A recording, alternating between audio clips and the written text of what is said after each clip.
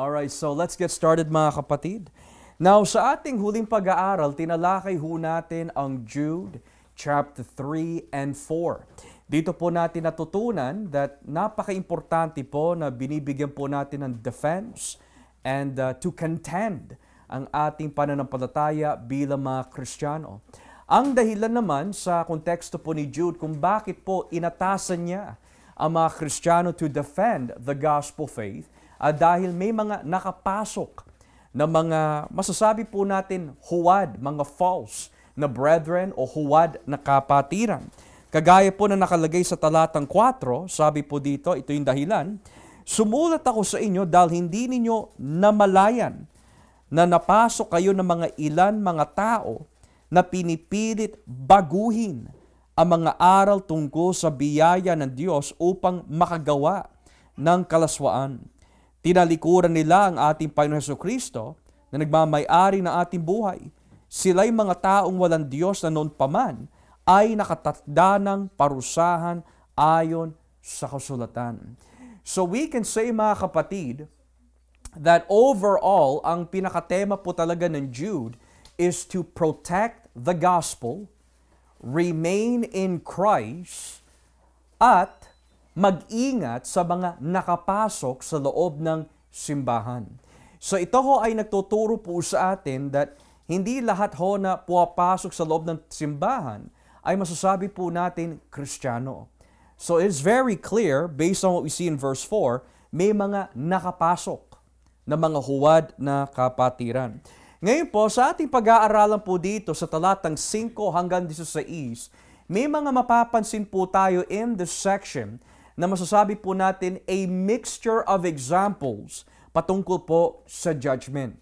If I can give a illustration and example patungkol po sa istruktura ng talatang 5 hanggang 16, we can say that yung mga susunod po na mga tekstong ito ay patungkol po sa mga false brethren.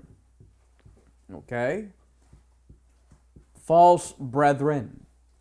Subalit, yung mga false brethren po na ito ay mga karanas na tinatawag po ng judgment. Okay? Pero, yung nais po gawin ni Jude is that nais po niya humugot ng mga ilang halimbawa mula sa lumang tipan at pati na rin po sa Apocrypha para lamang maihatid po niya ang mensahe that kung ang mga tao sa lumang tipan at yung mga naririnig nyo sa Apocrypha patungkol sa judgment ay hindi nakatakas sa kamay ng Diyos, mas lalo na yung mga namumuhay sa hindi makadiyos na pamumuhay. So mapapansin po natin mamaya that verses 5 to 16 ay nakasentro po lahat sa mga false brethren na mga karanas ng judgment, pero yung mga halimbawa na ginamit for judgment ay unang-una huhugot po sa Old Testament.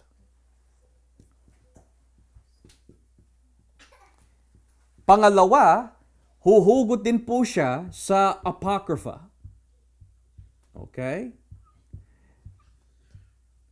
So, tignan po natin kung ano po yung mga binanggit ni Jude po dito as regards to judgment sa mga false teachers.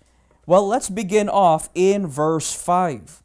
Kahit alam nyo na, gusto ko pa rin ipaalala sa inyo na kahit inililigtas ng Panginoon ang mga Israelita sa pagkaalipin sa Egypto, sa bandang huli ay pinatay niya ang ilan sa kanila dahil hindi sila sumampalataya sa Kanya.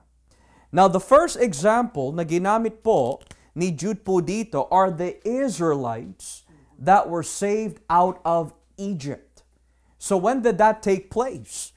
Well, ang hinugot po niya dito is none other than Exodus chapter 12. Dito po natin makikita mga kapatid that God is about to deliver His people from Egypt through means of the Passover. Okay? So most likely, Exodus chapter 12 ang nasa isipan po ni Jude dito. Now, we know the story. Alam po natin that in Egypt and out of Egypt, maraming mga Israelita na namatay. Halimbawa, in the book of Numbers, dahil po sa kanilang murmuring, dahil po sa kanilang fornication, Marami sa kanila ay namatay in the wilderness. Pero in Egypt, ano po yung tinutukoy po ni Jude ho dito that dahil hindi sila sumampalataya, sila'y pinatay ng Diyos. It is a reference to the Passover. Kung natatandaan ho natin, what is going to happen sa mga tao na hindi magpapahid ng dugo sa kanilang mga pintuan? Sino ho ang mamamatay? Yung panganay nila na anak. From that point on, hanggang sa kanilang paglabas from Egypt, we see time and time again na mamatay ang mga Israelita dahil sa kanilang pagsuway sa inuutos ng Diyos. But there's something important here na binanggit. Ang sabi po in verse 5 in Tagalog, kahit alam nyo na, gusto ko pa rin ipaalala sa inyo na kahit iniligtas sila ng Panginoon. That is in your Tagalog translation. In the NIV, nakalagay, though you already know all of this, I want to remind you that the Lord, at one time, delivered His people out of Egypt. Now, in NIV, nakalagay the Lord. Sa ASND, Panginoon. But in some translations, nakalagay Jesus. Now, here's the question. Bakit Jesus? Because sa marami mga sinuunang manuskrito, halos karamihan sa mga early manuscripts that we have in the Greek witnesses of manuscripts, ang nakalagay po talaga is not Kurios, which is Lord, kundi Jesus, Jesus, ang nakalagay. So that teaches us something, that if the original reading is, Jesus saved them out of Egypt, ito'y nagpapahiwatig that yung eternality ni Kristo, bago pa ho nagkatawan tao si Jesus, nariyan na po siya. He was already there. Now, there are those naman that are suggesting hindi daw dapat Jesus ang ilagay. Ang dapat ilagay po is Joshua rather than Jesus. Now, it is fascinating that the Hebrew name Joshua, Yeshua, kapag nilagay niyo po yun sa wikang Griego, which is Jesus, is the exact same name for Jesus. Kaya lang ang problema, Joshua is not the one judging the people. It's not Joshua that killed the people. It's not Joshua that judged the angels. It has to be someone that is transcendent. So most likely, yung tamang reading po dito na tinutukoy po ni Jude is not Joshua, not the word Lord, kundi Jesus. It is Jesus who saved the people from Egypt. Now, sa pag-aaral po of biblical theology, it is quite interesting that if in fact si Jesus nga ang original reading po dito, the same Jesus na nagligtas po sa old Israel from Egypt is the same Jesus na nagliligtas sa bagong Israel, the church. At ano pong nilalarawan po ng Egypt in the New Testament? It is the world. Though we are not in the world or living like the world, pero habang nananatili po tayo dito, we have been chosen out of the world for Christ. So that being said, yan po ay hinugot sa Exodus chapter 12. Ngayon, basahin naman po natin ang talatang 6. Alalahanin niyo rin ang mga anghel na hindi nanatili sa dati nilang kalagayan, kundi iniwan ang kanilang lugar. Ginapos ng Diyos ang mga iyon na mga kadenang hindi mapuputol at ikinulong sa napakadilim na lugar hanggang sa araw na hahatulan sila. In verse 6, sabi po dito ang mga anghel na hindi nanatili sa kanilang estado. Now, in Jewish tradition, halos lahat ng mga tradisyon po of rabbinical and Jewish teaching suggest that yung mga anghel po na tinutukoy po dito ay yung mga anghel in the book of Genesis chapter 6. Halimbawa, if this is correct, then humugot po si Jude muli from the book of or the Old Testament, pero this time in Genesis 6 verse 1 to 4. Natatandaan niyo po ba in Genesis 6 that sabi po ng Biblia, buwaba ang mga anak ng Diyos at nakisiping sa mga babae who were daughters of men. At ang naging kinalabasan po ng kanilang pagpasok sa buhay po ng mga babaeng ito is that sila po ay nabuntis at nanganak po sila ng mga higante. Now, in Jewish tradition, they're saying that yung interpretation of Genesis 6 ay hindi po tumutukoy sa mga regular human beings, kundi ito'y tumutukoy sa mga anghel. Now, why did Jude mention this? Well, ipagpatuloy po natin ang verse 6. Ulitin ho.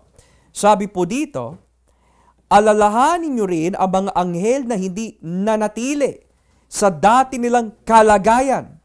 Notice those words. Dati nilang kalagayan. Kundi iniwan ang kanilang lugar. Now, yung salitang dating kalagayan is to be understood that meron po sila posisyon. They were in a sphere of influence.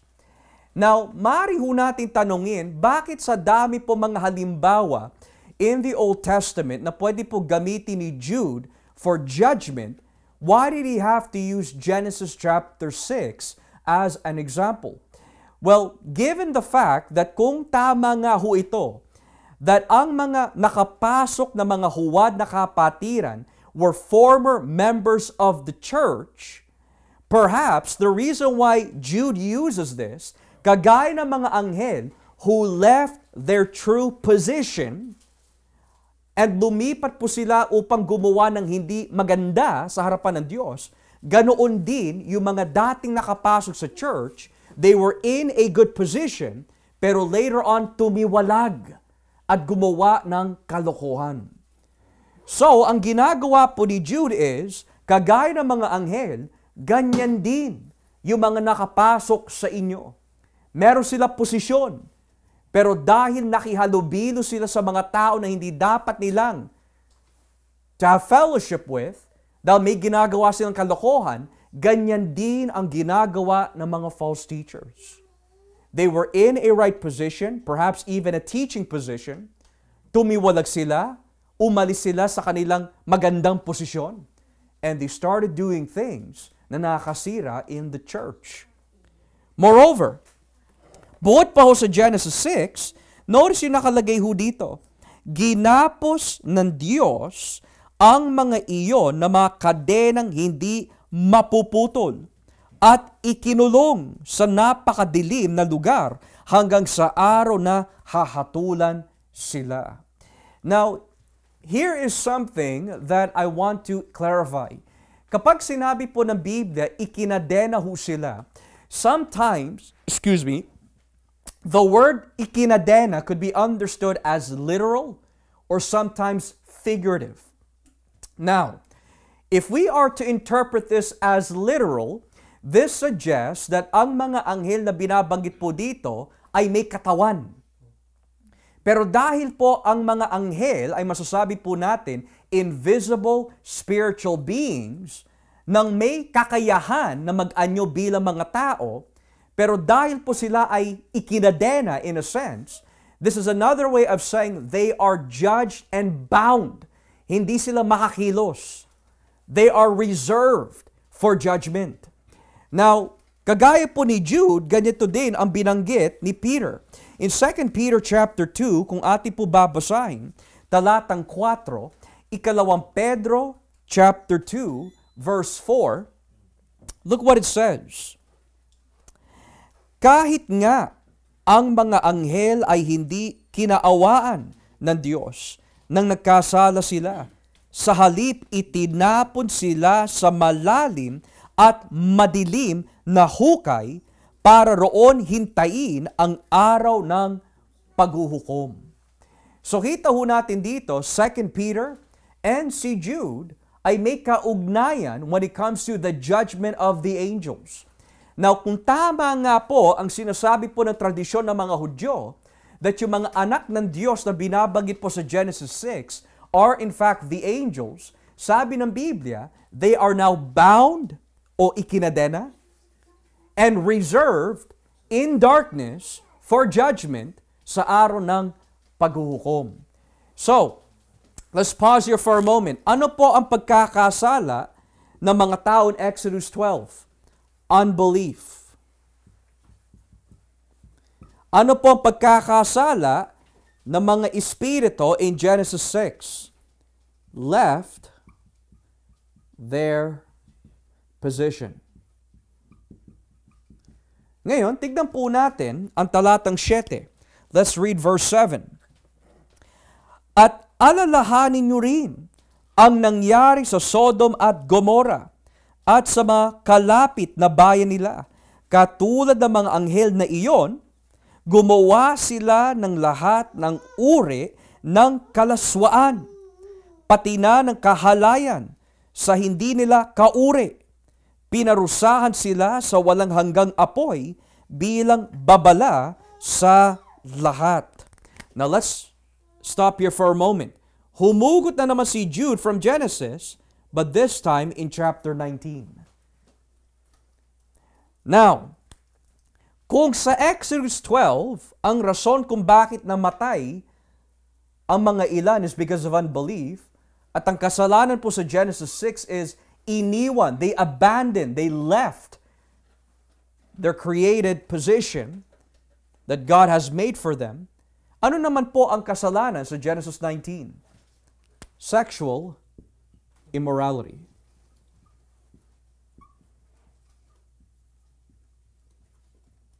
Okay? Now, it is interesting, may binanggit po dito na meron ho silang hinahabol. Sabi po dito, pati na ng kahalayan na hindi nila kauri. Now, what does that mean, hindi nila kauri? Well, some understand this to mean that dahil ang kasalanan po of Sodom and Gomorrah is may halong kabaklaan that was going on. Dahil ang mga lalaki ay puwapatol po sa hindi dapat nila kauri, kapwa lalaki, sexually speaking, which we see as homosexual activities happening in Sodom and Gomorrah. Yan po daw ang naging rason kung bakit po sinunog sila ng Panginoon. But it is also interesting that in Genesis 19, sino ho ang hinahabol ng mga baklang ito? Mga anghel. So sabi ng Biblia, hindi nila kauri. Are human beings and angels the same type of creatures? The answer is no. So it might be the proper interpretation for this that yung sexual immorality ng mga tao po in Sodom and Gomorrah ay napakasama at napakalala. Hindi lang po yung kapwa-tao ang nais po nila patulan, pati na rin ang mga hindi nila kauri. Can you think about that, mga kapatid? Think about that. Bestiality, ang pagpatol sa mga hayop. That's already messed up. Pumatol ka sa kapwa lalaki, kapwa babae. That's already outside of your creation and design. Pero yung pumatol ka sa hindi mo kaurong, which in this reference refers to angels, that's another level of depravity. So kita ho natin dito, mga kapatid, malala ang mga taong ito na nakapasok sa loob ng church. Ngayon, when we get to verse 8, sabi po ng Biblia, ganyan din ang mga taong nakapasok sa inyo nang hindi ninyo namalayan. May mga pangitain sila na nag-uudyok sa kanila na gumawa ng kahalayan sa sarili nilang katawan. At dahil din sa mga pangitaing iyon, ay nilang magpasakop sa kapangyarihan ng Panginoon at nilalait nila ang mga makapangyarihang nilalang. Now let's pause here for a moment. Yung mga nakapasok po sa church, nabanggit po natin, ang tawag po sa kanila are charismatics. Now, yung charismatics, the term na ginagamit po namin dito, is not a reference sa mga charismatics sa ating panahon. Kasi may mga charismatic po tayo ng mga kapatid sa pananampalataya na hindi kagaya ng mga malala na charismatics that fight against the gospel. Kundi yung charismatics na binabanggit po sa panahon ni Jude are not those who speak in tongues or believe in the work of the Spirit through the gifts. Kundi charismatic in the sense, Sila po ay dumidepende on revelation, hindi dahil sa salita ng Diyos or the gospel, kundi sa pamagitan ng kanilang mga panaginip. So dahil po sa mga pangitain o panaginip na kanilang natatanggap na hindi nagmumula sa Diyos, yan po ang naging bunga kung bakit po mahalay sila, kung bakit they live in sexual immorality, kung bakit po nandadaya sila ng mga tao, is because if it's not from the Word of God, Satan uses that to deceive. Kaya, how do you know, mga kapatid, na ikaw ay kinakausap ng Diyos? Paano po tayo nakatitiyak na tayo po ay may nakukuha mensahe mula po sa ating Panginoon? Well, kung sasabihin po natin, kinausap ako ng Diyos, kinausap ako ng Diyos Ama, kinausap po ako ng Banal na Espiritu, we have to examine, what do you mean by that? Kinausap ka ba ng Diyos dahil po sa iyong pagbabasa at pag-aaral ng Biblia? Walang kaso yun because it's the living Word of God. But when you say kinausap ka ng Diyos dahil may narinig ka bulong o may naisip ka, you need to be careful. Dahil kapag ang Diyos ay nangusap, may layunin ho yun. At yung layunin po na yun is to help you glorify Christ. Yung layunin po na yun is to help you exhort the gospel. At ang layunin po nun, mga kapatid, is to live in holiness. Pero kung yung bulong na naririnig po natin ay hindi nagmumula sa salita po ng Diyos, kundi nagmula lang sa ating pag-iisip and etc., we need to examine very carefully. Because kung tayo po ay ilalagay natin ang ating buong pundasyon at teolohiya sa mga bulong na ating naririnig, wala ho tayo pinagkaiba sa mga taong nakapasok sa church sa panahon po ni Jude. Dahil po sa kanilang panaginip, nangusap daw sa kanila ang Panginoon. Dahil po sa kanilang mga nakita na wala naman sa Biblia, ito daw ang direksyon na ipinapahiwatig daw ng Panginoon. Pero sabi na nga po ni Jude, dahil po sa kanilang mga pangitain at panaginip, sila po ay namumuhay sa isang bagay na salungat na itinuturo po o sa itinuturo ng salita po ng Diyos. At dahil po dito, tignan niyo po ang nakalagay. Ayaw nilang magpasako, yan ang bunga ng kanilang panaginip, nilalait nila ang mga heavenly beings, at gumagawa sila ng kahalayan sa sarili nilang katawan. So we know, hindi yan nanggagaling sa Diyos. Kasi kung nanggagaling yan sa Diyos, ang sasabihin ng Espiritu Santo, honor your bodies, for you are the temple of the Holy Spirit. Pangalawa, sasabihin po ng Biblia, to submit to Christ as the head. Dito nakalagay wala silang kinikilalang otoridad. Lastly, wala silang nire-respeto ng mga heavenly beings or glorious ones na kung tawagin. Pero why did Jude say that? Nilalait nila ang mga makapangyarihang nilalang. Bakit po nila? O bakit binanggit po ni Jude yan? Well, ang kasagutan is in verse 9. Kahit na si Michael, na pinuno ng mga anghel, ay hindi nanlait ng ganoon. Sapagkat nang makipagtalo siya sa diablo, kung sino sa kanila ang kukuha ng bangkay ni Moises, hindi siya nangahas o makusa ng may panlalait. Sa halip, sinabi lang niya, sawayin ka ng Panginoon. Now, we know that in the Old Testament, sino po ang nag-bury sa katawan ni Moises? It was God. We find that in Deuteronomy. We find in the book of Deuteronomy, God buried the body of Moses. Pero in Deuteronomy chapter 30, when God buried the body of Moses, hindi nakalagay na nakipag-away si Michael kay Satanas. So if you ask yourself the question, saan nakuha ni Jude yung ganitong klaseng pananaw that we could say, battle si Satanas with who? With Michael for who? The body of Moses. Well, that's where the Apocrypha comes in. Or rather, not just the Apocrypha, but the pseudepigraphal books na kung tawagin, the assumption of Moses. Okay? Kung may assumption of this person, that person, there's also the assumption of Moses. Now, kapag sinabi assumption of Moses, ito po ay isang aklat na hindi naman talaga isinulat ni Moises, pero gawa-gawa lamang po ito for whatever reason para lang magdagdag sa mga bagay na hindi binanggit sa Biblia. And in the assumption of Moses, dito po nakalagay that si Michael at si Satanas, they were wrestling with each other para po sa katawan ni Moises. Now, we could say, with assumption, bakit nga po ba tinago ng Diyos ang katawan ni Moises?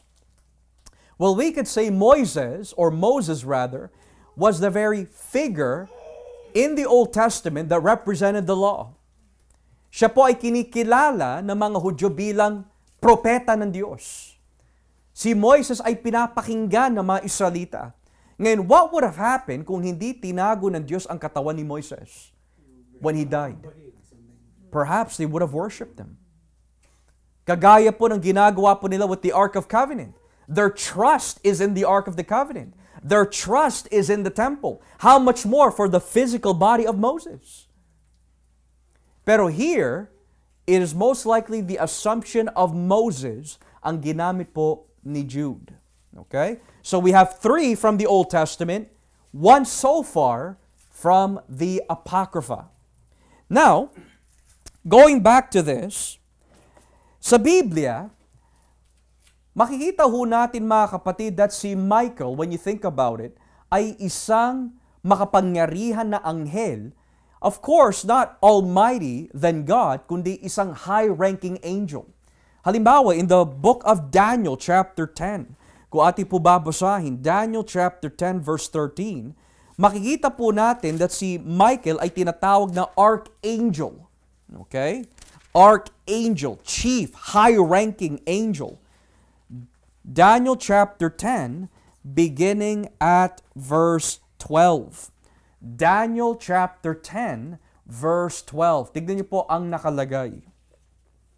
Sinabi niya sa akin, Daniel, huwag kang matakot, sapagkat sa unang araw pa lamang ng iyong pagpapakumbaba sa Diyos at sa hangad mong maunawa ng pangitain, sinugot na ang iyong dalangin. Kaya pumarito ako dahil para dalhin ang kasagutan sa iyong dalangin. Verse 13. Pero hindi ako nakarating agad dito dahil sa loob ng 21 na araw ay hinadlangan ako ng pinuno ng kaharian ng Persia, perhaps an angelic force. Mabuti na lang at tinulungan ako ni Michael na pinuno ng mga anghel dahil ako lang ang nakipaglaban sa pinuno ng Persia. Now let's pause here for a moment. What is the context here? Meron po nakita si Daniel. At ngayon, humihingi po siya sa Diyos in prayer and fasting patungkol sa kasagutan sa kanyang nakita. Pero, ang sabi ng Biblia, umabot ng 21 days bago po niya makuha yung kasagutan sa kanyang hinihiling sa Diyos in prayer and fasting. Pero bakit po umabot ang 21 days? Dahil po ba hindi narinig ng Diyos the first time? Dahil po ba mabagal ang Diyos in answering prayer? But according to what we see in the book of Daniel, may mga bagay na hindi natin alam that's happening in the spirit world pertaining to angels. Dito, sabi ng Biblia, the reason why it took 21 days is because of the fact kung sino man yung anghel na masama that is leading Persia, hinahadlangan po niya si Gabriel in giving the message. Pero dahil pumasok po si Michael, the archangel, the prince of Israel, which is the guardian of Israel, sabi ng Biblia, na ibigay po ni Gabriel ang mensahe kay Daniel. Now, maganda po yung aral dito, pero one of the dangerous things na pwede po natin gawin mula sa aral na ito is yung ilagay natin ang ating sarili in the story. Halimbawa, nananalangin ako for 15 days. Hindi pa ibinibigay ni Lord. Bakit kaya? Alam ko, dahil nakikipaglaban si Michael sa mga ibang anghel. Ang anghel ng Winnipeg. No. This is referring to Daniel. Huwag natin ilagay ang ating sarili in the story. Because yung bit-bit na mensahe ni Gabriel is affecting world history. Pero yung situation ho natin, walang kinalaman ho doon. Okay? So we need to be careful not to insert ourselves sa mga ganyang klaseng eksena. Ngayon, kung ibababa pa natin ang basa, verse 21. Daniel 10 verse 21. Sabi po ng Biblia, "Naparito ako para ipaliwanag sa iyo ang nakasulat sa aklat ng katotohanan. Sa aking pakikipaglaban, walang ibang tumulong sa akin kundi si Michael lamang, ang pinuno ng Israel." Ngayon, if you go to chapter 12, verse 1, inulit na naman, chapter 12, verse 1 of Daniel. Michael is always called pinuno. Okay? Verse 1, "Sa panahong iyon darating si Michael, ang makapangyarihang pinuno na nagtatanggol sa iyong mga kababayan. Magiging mahirap ang kalagayan sa mga panahong iyon at ang madinding kahirapang ito ay hindi pa nangyayari mula na naging bansa ang Israel. Pero ililigtas sa paghihirap ang iyong mga kababayan na ang mga pangalan ay nakasulat sa aklat." So, 3 beses binanggit po in the book of Daniel alone that Michael is prince or minsan kung tawagin sa Tagalog, pinuno ng mga anghel. Now, this is fascinating. In the entire Bible, isang anghel lang ang tinatawag na archangel. That's Michael. Si Michael lang ang binabanggit po sa buong Biblia bilang archangel. At bakit ko po kailangan banggitin yan? Dahil may binabanggit po sa Bagong Tipan, sa pagbabalik ni Kristo, may binanggit din archangel. Basahin din po natin dito in 1 Thessalonians chapter 4. 1 Thessalonians chapter 4. Since Michael is the only one that we see in the entire Bible na binigyan po ng titulo archangel, perhaps he is connected with verse 16. 1 Thessalonians chapter 4, verse 16. Tignan niyo po ang nakalagay. "Sa araw na iyon, ang Panginoon mismo ang bababa mula sa langit kasabay ng malakas na utos. Maririnig ang pagtawag ng punong anghel at ang pagtunog ng trumpeta ng Diyos. Ang mga namatay na sumasampalatay kay Kristo ang unang bubuhayin." Or in English, "For the Lord himself will come down from heaven with a loud command, with the voice of the archangel, and with the trumpet of God, and the dead in Christ will rise first." Now, this could be understood that sa pagbabalik po ni Kristo, maaari, if this is correct, that ang magbibigay ng signal upang umakyat na ang mga Kristiyano is none other than Michael. Or perhaps, it could be understood that yung tunog ng trupeta at yung boses ng archangel could be just a reference to the Lord himself. That yung kanyang boses hinalintulad sa isang archangel, or his voice is somewhat like a great trumpet na nagbibigay ng figurative message that it's time to come home. Whatever the case might be, mga kapatid, when we look at the word archangel, si Michael lamang po ang binigyan ng ganyang klaseng titulo. Archangel. Ngayon, let's go back to the book of Jude. Mamaya po. Save your questions if you have any questions. Put it down, okay? All right. Sorry about that. So let's continue. So sabi po dito in Jude 1, okay? Now, in verse 9, di ba nabanggit po si Michael na pinuno ng mga anghel? Now, dahil po siya ang pinuno ng mga anghel, bakit po binanggit ng Biblia, hindi po niya sinuway o nilait si Satanas, kundi sinabi lang niya, suwayin ka ng Panginoon. When you think about it, If He is the highest angel of God's rank pagdating sa mga angels of combat and war, na madalas po natin siya nababanggit at nakikita ho doon, bakit hindi po niya nilait si Satanas? Because we see here, mga kapatid, that all judgment belongs only to the Lord. It doesn't matter kung ikaw ay may magandang posisyon, mataas ang tungkulin, makapangyarihan kagaya po ni Michael, ang, we could say, responsibility of judgment ay nagmumula lamang sa Panginoon. Now, karagdagan po dito, before we go to verse 10, if you look quickly with me in the book of Zechariah, Zechariah chapter 3, makikita po natin that this is not only something that is taught by the Apocrypha, but most importantly, taught in the Bible. Zechariah chapter 3, verse 1. Zechariah chapter 3, verse 1. Na talaga ang Panginoon lamang ang may kapangyarihan sumuway o magbigay hatol. Zechariah 3, verse 1. Sabi po ng Biblia, ipinakita sa akin ng Panginoon ang punong pare na si Josue, na nakatayo sa harapan ng anghel ng Panginoon. Nakatayo naman sa gawing kanan niya si Satanas upang paratangan siya. Verse 2, pero sinabi ng anghel ng Panginoon kay Satanas, ayon sa Panginoon na pumili sa Jerusalem, mali ka Satanas, sapagkat ang taong ito na si Josue ay iniligtas niya sa pagkakabihag katulad ng paggatong na inagaw mula sa apoy. In English, the Lord said to Satan, the Lord rebuke you, Satan. The Lord who has chosen Jerusalem rebuke you. Is not this a man, a burning stick, snatched from the fire?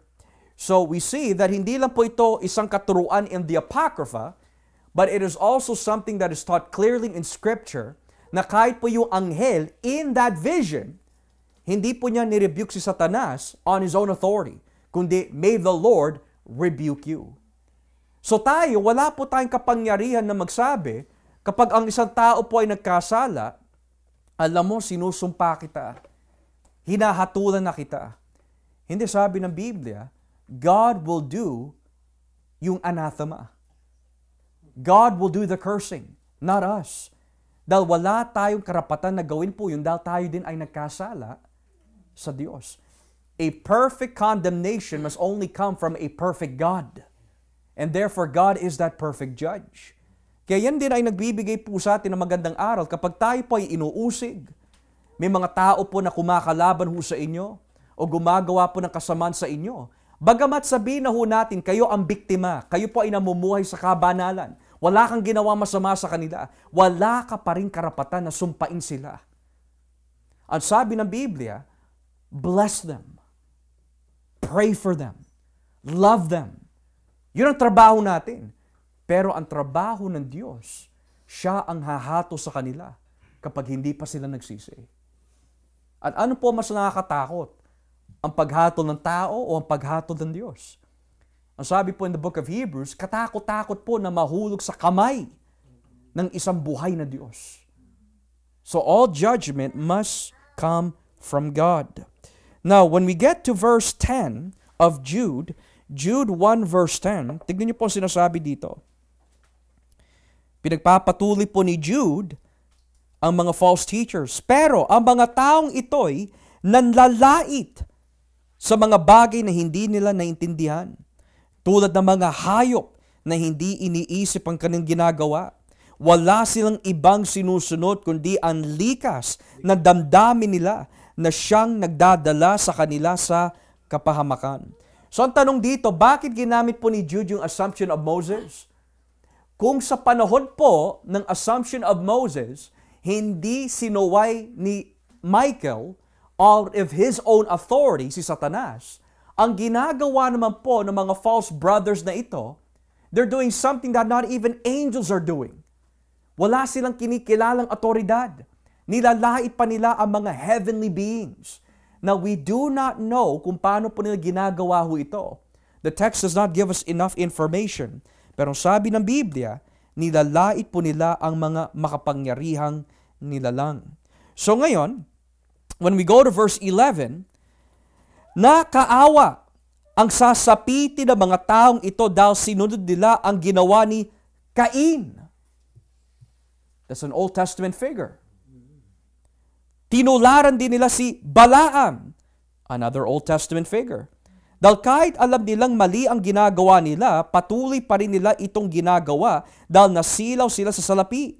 At tulad din ni Korah, another one, naghihimagsik sila laban sa Diyos, kaya sila ay parurusahan din tulad niya. Now let's pause here for a moment. So far, we have 3 in the first half of Jude 5 to 16. Pero karagdagan po dito, which is also connected to the Old Testament, may ginamit po na 3 figura as an example of these false teachers. Number 1, Cain.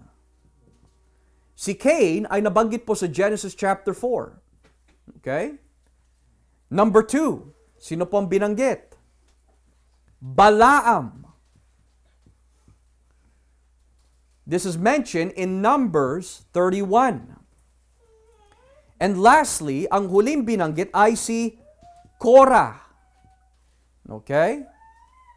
Korah is also mentioned in the book of Numbers, but is mentioned here in Numbers chapter 16. Okay? So when you look at all of this, you have 6 references from the Old Testament. Ang kasalanan ng mga tao sa Exodus, unbelief. Kasalanan ng mga angels, left their position. Kasalanan po ni Sodom and Gomorrah, sexual immorality. So saan po sila nauwi? Judgment. Ano naman ang kasalanan ni Cain? Pinatay niya ang kanyang kapatid. So here you have murder. Ano naman ang kasalanan ni Balaam? Deception. Dahil po sa kanyang katuruan, naging unfaithful ang mga Israelita. At ano naman po ang naging kasalanan ni Korah? Rebellion. At ano po yung klaseng rebellion ang ginawa po ni Korah? In number 16, kinalaban po niya ang otoridad nila Moises. So in other words, wala silang kinikilalang leadership authority. So ang ginagawa po ni Jude, he's taking the sin of murder, the sin of deception, the sin of rebellion, and he's using them as examples bilang pamumuhay ng mga false teachers na nakapasok in the church. Pero ang tanong po dito, paano po nagiging parallel yung pagpatay ni Cain sa mga false brethren na nakapasok? Wala namang binabanggit dito na sila po ay pumatay physically. But the problem is, if they are false brethren, sa kanilang pagtuturo ng mali, pinapahamak din po nila yung mga ibang kapatiran. So wala din po yung pinagkaiba sa pagpatay. Pangalawa, how are they rebellious? Well, kung natatandaan po natin, itaas po natin ang basa. Dito po tayo mga kapatid, sa verse 4. Look at what it says here. Near the end of verse 4. Tinalikuran nila ang ating Panginoong Hesukristo na nagmamay-ari ng ating buhay. So in other words, to abandon the authority of Christ, to abandon Christ Himself, hindi nila kinikilala ang otoridad ng ating Panginoon. Bukod pa ho dito, kung ibababa po natin ang basa, go back to verse 8, near the end, verse 8, near the end, ayaw nilang magpasakop sa kapangyarihan ng Panginoon. So dito ho nakikita yung kasalanan ni Korah. Si Korah, bahagi po siya ng community nila Moises. Si Moises yung leader. Kung si Korah, bahagi na sa community ay tumiwalag, ang mga ito din dating kasama ng community, instead of si Moises ang kinakalaban, si Kristo na.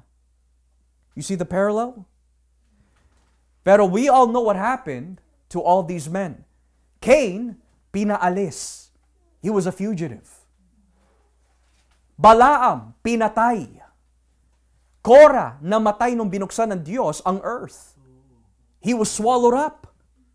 In other words, what do they all have in common? Nauuwi sila sa judgment and punishment. Dahil wala sila magandang bunga.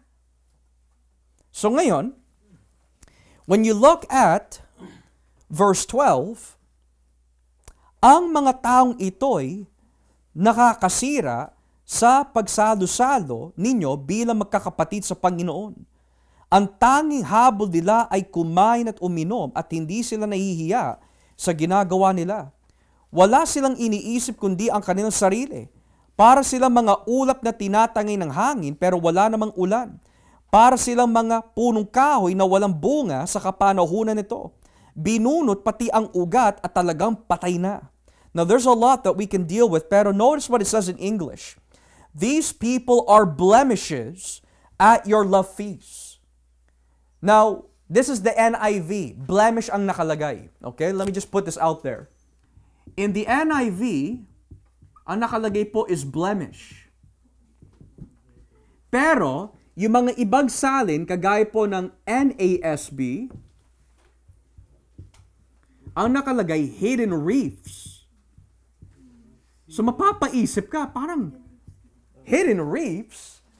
What does that mean? Okay? Now, the word na ginamit po dito mga kapatid is the Greek word spilades. Spilades. Spilades could either mean blemish or it could also mean hidden reefs. Ano po yung ibig sabihin ng hidden reefs? Ang hidden reefs po ay mga mabatong lugar na hindi nakikita po ng mga barko because of the waves. Kapag dumaan po sila doon, minsan yung mga hidden reefs po na ito causes damage underneath. Pero hindi namamalayan ng mga barko yan. And I believe mga kapatid, given that binabanggit po na Biblia, nakapasok, na hindi ninyo namalayan, I think the most accurate rendering would be hidden reefs. Okay? So in other words, nakapasok po sila, hindi namamalayan ng church, kagaya po nila Korah sa panahon po nila Moises, pero ang kanilang bunga ay lilitaw at lilitaw rin. This teaches us, pwede magpanggap ang tao sa church na hindi namamalayan ng mga tao, pero kapag hindi sila talaga kabilang sa simbahan ni Kristo, palilitawan po talaga ng Panginoon kung sino yung mga peke sa mga tunay. Nagtagal po ba si Judas Iscariote sa mga 12? Hindi. Well, what about Demas? Hindi rin. Marami mga tao na sumasali sa simbahan throughout the teachings of the Bible na tumitiwalag. Dahil pinapakita po nila, sila po ay pumasok, pero hindi talaga sila mga converted people. Yan ang itinuturo ni Jude. So ang tanong po dito, paano ho natin masasabi na sila po ay mga members dati ng church, pero hindi talaga converted? Well, sa wikang English, look what it says in verse 12. These people are blemishes, or we could say hidden reefs, sa iyong mga love feasts, eating with you without the slightest calm. Look at this. Shepherds who feed only themselves. Now, bakit po siya tinawag na shepherds? Shepherds in the Bible, lalo na po sa Bagong Tipan, is a reference to pastors. So, kung ito ay tama, yung mga nakapasok na ito, meron sila posisyon na hindi pangkaraniwan. They were not regular church members. Perhaps they were teachers already of the Word of God. Pero tumiwalag. Kaya hinalintulad ni Jude ang mga ito sa mga anghel, ito na yung posisyon ninyo eh. You're serving God to this degree. Pero tumiwalag pa kayo. Maaari ang mga false brethren na ito, ilan sa kanila mga pastor or teachers. They had a godly position. Pero balang araw, kung hindi sila talaga kabilang sa mga tunay, titiwalag sila. Titiwalag sila. Sa ngayon, paano ho natin malalaman na hindi talaga sila mga tunay na Kristiyano? Well, nagbigay po si Jude in verse 12 ng 3 halimbawa. Look what it says. Para silang mga ulap na tinatanging ng hangin, pero wala namang dalang ulan. That's one. Para rin sila mga punong kahoy na walang bunga sa kapanahunan nito. That's two. Binunot pati ang ugat at talagang patay na. Do you see those three things? The three languages here? Walang dalang ulan, walang bunga, walang buhay, dahil patay. In other words, this brings us back to the teachings of Christ. Every branch that is not in me will not bear fruit. Walang dalang ulan, which means it's just a cloud but empty. Walang bunga, nakakabit lang pero walang bunga. Pero kapag tinignan mo yung ugat, patay talaga. Which goes to show us, yung mga nakapasok na ito are not truly converted. Kasi kung converted, may bunga. Kung converted, hindi sila nanatiling patay. Kung converted, hindi sila titiwalag. So we can say that ang mga nakapasok na ito ay hindi mga tunay.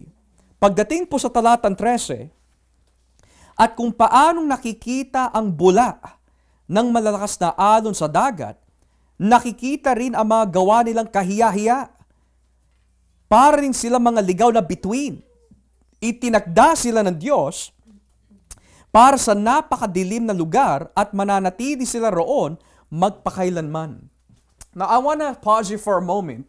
Binanggit po ni Jude po dito yung salitang naliligaw na bituin. You guys see that? Or wandering stars. Now, it's tricky kasi, it's tricky in the sense of translation. Ang ginamit po dito are two Greek words. Okay? First and foremost, ginamit po yung Greek word asteres. And then the second Greek word na ginamit po dito, mga kapatid, is planetai. Asteres and planetai. Okay? Asteres is the word for star. Planetai is interesting. Wandering, or minsan roaming, or minsan planet. Okay? So now, mapapaisip ka, bakit ito yung ginamit ni Jude?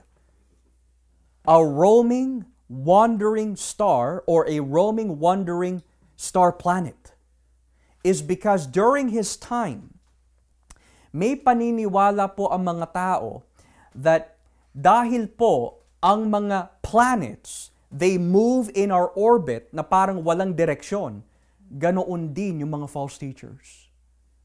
They are moving in a direction na wala namang patutunguhan. So here, nasan po yung direction po nila? Sabi ng Biblia, their direction is in darkness. They're traveling darkness. Di ba yun ang sinasabi po ng Biblia? Ang taong namumuhay sa kadiliman, hindi niya alam kung saan siya pupunta. He's walking in darkness. Pero ano sabi ni Kristo? I am the light of the world. If any man follows me, he will never walk in darkness. So kitang-kita ho natin dito mga kapatid, hinalintulad po sila as foams of the sea. Hinalintulad po sila as celestial examples or cosmic examples. Pero hindi lang po natatapos diyan. Sabi po dito in verse 13, parang sila mga ligaw na bituin, itinakda sila ng Diyos para sa napakadilim na lugar at mananatili sila roon magpakailanman. Now, as we conclude verses 14 to 16, look what it says. Si Enoch, so gumamit na naman siya ng figura, nakabilang sa ikapitong henerasyon mula kay Adan, that's Genesis 5, ay may propesiya tungkol sa kanila. Sinabi niya, makinig kayo, darating ang Panginoon na kasama ang libo-libo niya mga anghel, para hatulan ang lahat at parusahan ang mga hindi kumikilala sa Diyos, dahil sa masasama nilang gawa at masasakit na pananalita laban sa Kanya. Ang mga taong ito na sumasalungat sa katotohanan ay mareklamo, mapagpuna, at ang tanging sinusunod ay ang masasamang hangarin nila. Mayabang sila sa kanilang pananalita at nililin lang nila ang mga tao para makuha ang gusto nila. So we can say verse 14 and 15, humuhugot po siya sa Apocrypha in 1 Enoch chapter 1 verse 9. Now, totoo, sinasabi po ng Biblia that Enoch is the seventh from the generation in Adam. Mababasa niyo po yun in Genesis 5. Pero ang hindi niyo mababasa sa Genesis 5, nagpahayag si Enoch. Wala tayong mababasa ganun. Mababasa po natin, pangpito ho siya. Mababasa po natin, he walked with God. Mababasa po natin that after 300 years, dinala po siya sa langit. Pero wala tayong mababasa that he prophesied. So saan po nakuha ni Jude yan? Sa Apocrypha ng unang Enoch, chapter 1, verse 9. Now, before we come to a close, humugot po si Jude ng 6 references from the Old Testament at humugot po siya ng 2 references from the Apocrypha. Now, it's a very valid question to ask. Why do you need the Apocrypha? The Bible is enough. Well, we can say, mga kapatid, given the information that we have here, perhaps ang mga audience po ni Jude was well aware sa katuruan ng Apocrypha. And because Jude was artistic in giving his message, perhaps under inspiration, nais po ipakita po ni Jude that look, hindi lang sa kinasihan ng Diyos in the Old Testament, may mga halimbawa patungkol sa mga ito. But even the books that you are aware of in the Apocrypha, though not inspired, but if they're talking about judgment, kung may judgment sa Apocrypha at may judgment sa Biblia, what makes you think makakatakas sa mga false brethren from the judgment of God? So in other words, hindi kayo naniniwala sa Biblia, kayo mga false teachers, ito yung paniniwala ninyo, that's okay. There's also judgment here. Kaugalin nyo rin yung mga ito. Pero sa mga naniniwala sa salita ng Diyos, ito yung mga halimbawa, oh. In other words, mga kapatid, kapag pala ang tao po ay namuhay sa hindi makadiyos na pamumuhay, kagaya ng mga halimbawang ito, sila rin ay hindi makakatakas sa hatol ng Diyos. Kaya in verse 16, tignan niyo po yung pag-uugali ng mga ito. Himayin po natin maigi, ang mga ito na sumasalungat sa katotohanan ay mareklamo. Teka lang, di ba yung mga tao that were released out of Egypt, mareklamo din? Ano nangyari? Namatay sila. Number 2, mapagpuna. Di ba? Sino po yung mga mapagpuna sa lumang tipan? Marami. Si Haman, mapagpuna sa panahon po nila Esther. Marami mga mapagpuna. Yung mga nagpuna kina Daniel nung siya po ay nananalangin. Marami. Pero ano nangyari sa kanila? Namatay din. Ang mga Pariseo sa bagong tipan, mapagpuna kay Kristo. Pero sabi ni Jesus, how can you escape the damnation of hell? Number 3, hindi lang sila mapagpuna. At ang tanging sinusunod nila ay ang masasamang hangarin nila. Well, ano po ba yung hangarin nila na binabanggit po dito? Well, there's a lot of examples in the Bible. Sinunod nila Adan at Eva, ang hangarin nila. Sinunod ng asawa ni Lot, ang kanyang hangarin. Pero naging maayos po ba ang kanilang hangarin? The answer is no. Mayabang sila sa kanilang pananalita.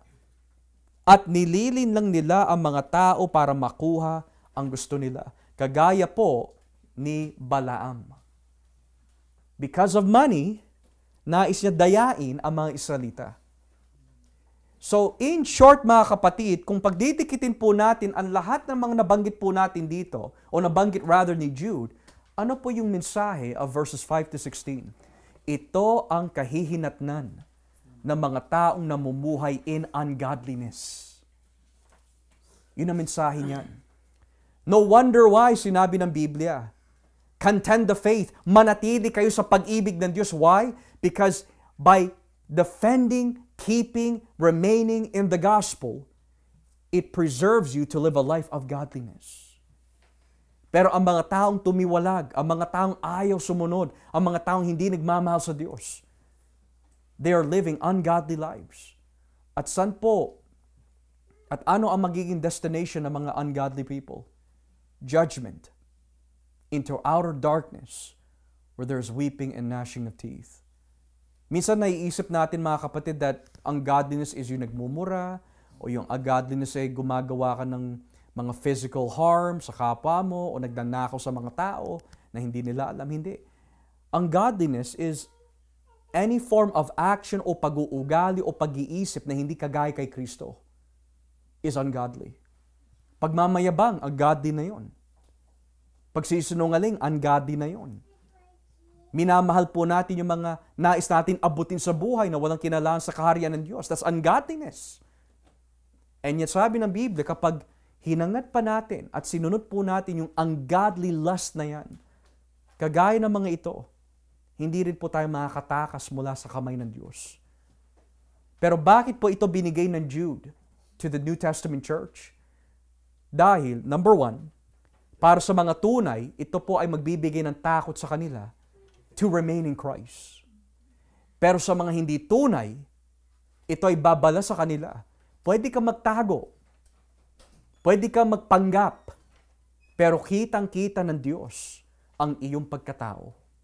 At yan po ang hinahatid ng talatang 5 hanggang 16. So that being said mga kapatid, magpasalamat po tayo sa Diyos that if you're truly in Christ, hindi ito mangyayari sa inyo. Hindi ka titiwalag permanently because you're in Christ. And if you are in Christ, magpatuloy ka. Get deeper in the Word of God. Get deeper in your love and worship for Jesus.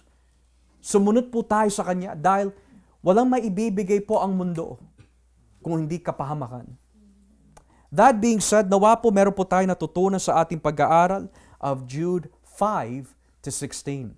Nais ko po ibuksan yung ating Q&A for those who have questions this evening. Brother Joel.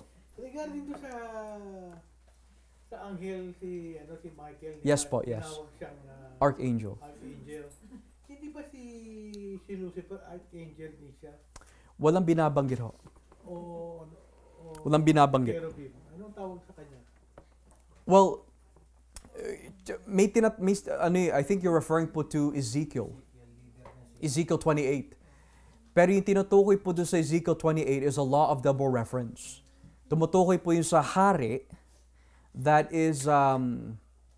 was ruling during that time, pero may mga pag-uugali po siya na masasabi natin tumutukoy kay Satanas.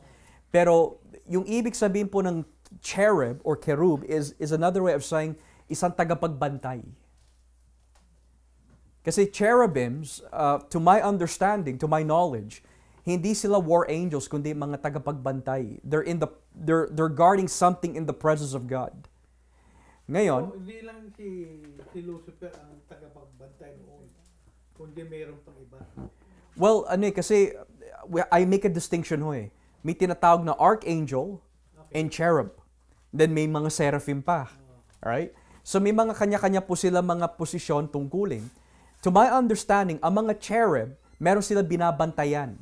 Halimbawa po, nung sa Adam and Eve, nung sila pinalayas, ang pinadala ng Diyos na bantayan po ang garden was a cherubim. Yeah. So, ibig sabihin, hindi lang isa ang cherubim, marami. Perhaps, yeah. Kasi, Yeah. merong pinabantay ng Panginoon yung dalawang cherub sa Garden of Eden. Eh. Yeah. Si Lucifer, natanggal na yung pagka cherub ba, gano'n ba?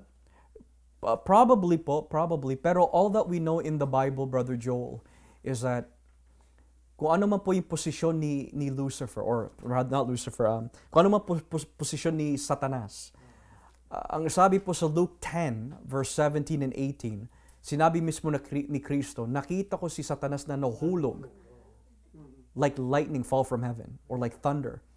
So whatever that means, if that refers to position or his defeat, the point is that he was an angel na masasabi po natin very smart, very tactical. He's known as the cherub kung siya yung tinutukoy na pangalawang reference in Ezekiel 28. Pero hanggang doon lang ho tayo. Another question is, kasi dito may sinasabi dito sa Jude, yung inalis nila yung tinanggihan nila yung Position nila. Yes po, yes. Yung ba yung sila rin ba tinutukoy doon? Si Satanas at kasi yung mga kasama niya? Well, what I could say po is that kung ito'y tumutukoy sa mga sons of God sa Genesis 6, then kung sino man yung mga anghel na kasama ho doon, sila yung tinutukoy doon. Walang binabanggit that Satan himself was a part of that. We could say that kabilang siya in the sense of influence, desire, pero siya ba yung mga kasama na nagbuntis ng babae? Walang binabanggit po eh. Ang sabi lang po ng Biblia is that sons of God. Now, it is interesting, tuwing binabanggit nga po si Satanas, he's never called sons of God. Yeah.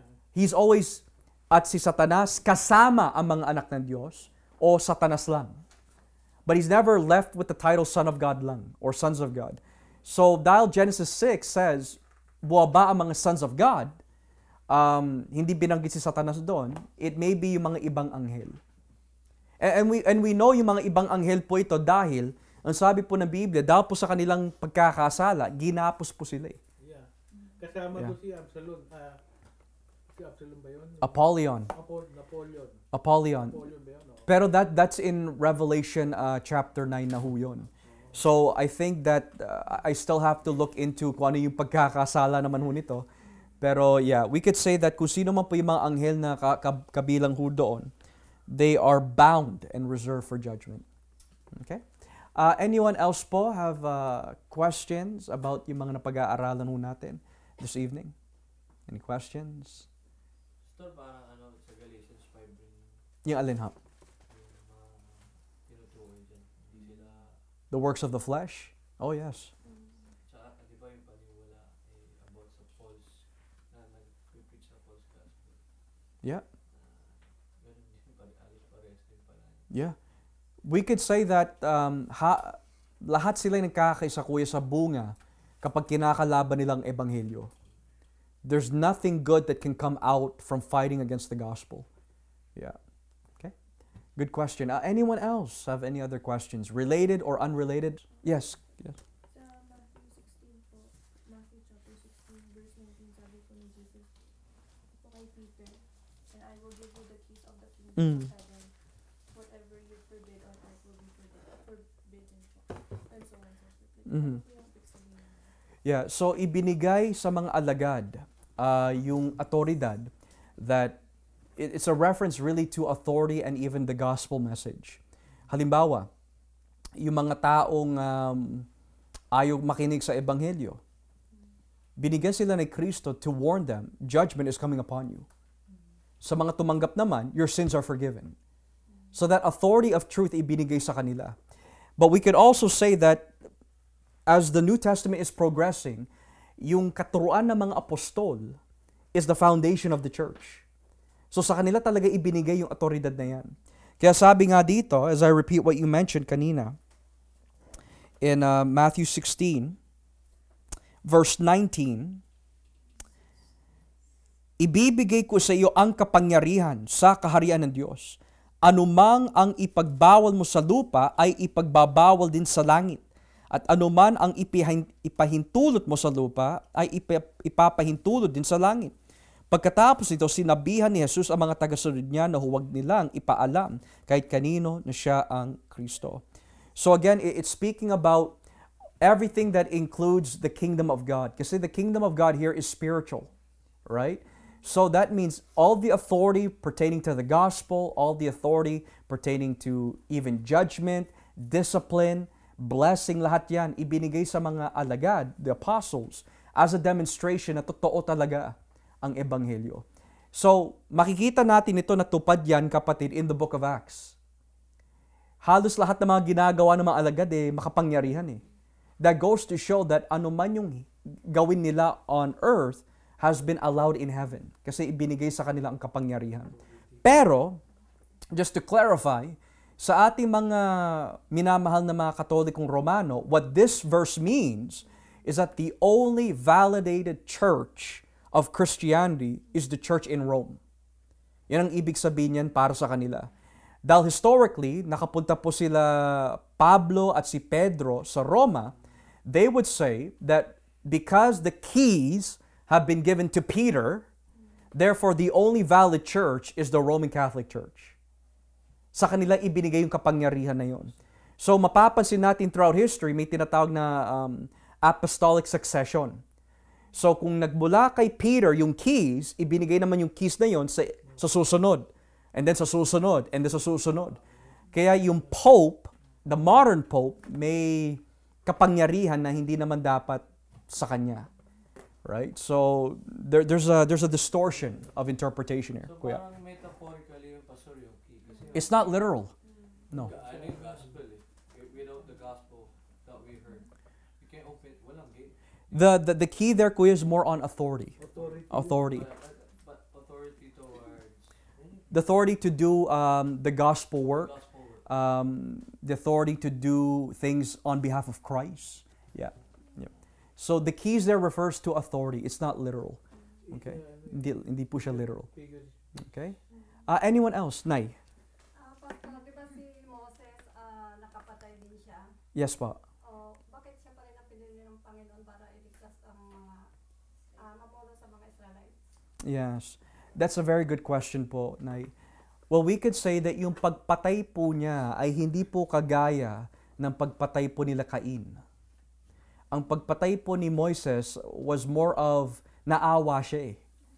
Na merong ginagawa masama yung Egyptian na yun doon sa kanyang kapwa. And because of his avenging, napatay na yung tao. Ngayon ho, bakit pinili ng Diyos ang isang mamamatay tao? That goes to show us po, Nay, that ang pagpili ng Diyos hindi nakabase sa ating performance, kundi sa kanyang biyaya. Kagaya po ni Rahab, bakit siya pinili ng Diyos? Prostitute ho siya. Si Samson, fornicator. Si Abraham, idolater. Sinungaling pa. Si Noah, lasinggero. So, we see that in the Bible, ang pinipili po ng Diyos ay mga taong hindi matuwid. And that goes to show us na yung greatness ng biyaya ng ating Panginoon. Okay? Kasi kung nakabase po yon sa performance ho natin na mabuti, wala ni isa ho sa atin pipiliin ng Diyos. Dahil hindi ho tayo gumagawa po ng mabuti eh. Sabi ng Biblia, wala ni isa ay matuwid, walang gumagawa ng mabuti. Okay? Alright, Kuya. Ay, Makati lang. Oh, Ma. Pastor, may nagtanong bakit ba nilikha ng Diyos ang tao? Bakit po nilikha? Ng Diyos ang tao. Yeah. Base lang po sa Biblia, Nay, ito lang po nakikita ko sa Biblia, for His glory. Yun.